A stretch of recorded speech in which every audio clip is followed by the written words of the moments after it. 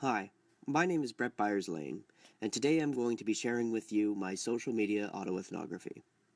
I'm going to be discussing the social media platforms that I used, the time and frequency of usage, the motives for using the different platforms, and some lessons learned from this analysis. Over the course of the day, I used 4 different social media platforms: Twitter, Facebook, Reddit, and YouTube. Between these platforms, I had 17 different social media sessions: 7 on Twitter, 5 on Facebook, 3 on Reddit, and 2 on YouTube. In total, I spent roughly 2 hours on social media. My sessions on Twitter were the shortest, averaging about 3 minutes each. My sessions on Facebook averaged about 5 minutes each, whereas I spent about 10 minutes per session on Reddit. Finally, my YouTube sessions were approximately 20 minutes long apiece. My use of Twitter was cognitive in nature. I used it to read the news and to stay up to date on global events. On Facebook, I engaged in much more social activities, primarily messaging friends and arranging events with those close to me. I used Reddit exclusively at home for entertainment purposes. It served neither a cognitive nor social role for me. And similarly, I used YouTube at home and used it in an entertainment capacity.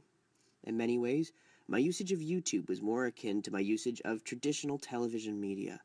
I watched it for entertainment and did not engage with it socially. My motives for the different platforms varied considerably, but there was one common theme. Social media filled a gap where I would otherwise be unengaged in another activity. Just after waking up or right before bed, I tended to check Twitter and Reddit.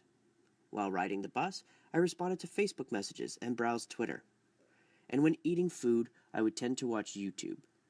In all cases, social media was used to fill a gap when I was uninvolved in any activities or involved in unengaging activities.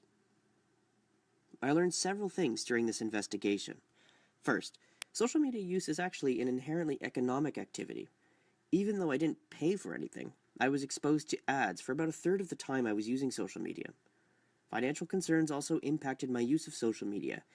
As YouTube and Reddit are more data intensive, I do not use them frequently outside of the house. Even though I do not consider myself an avid social media user, I do spend a significant amount of time on social media.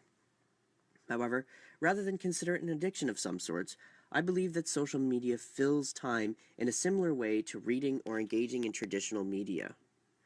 My experience showed that social media was a complement to activities in everyday life, not in any way a replacement for those activities.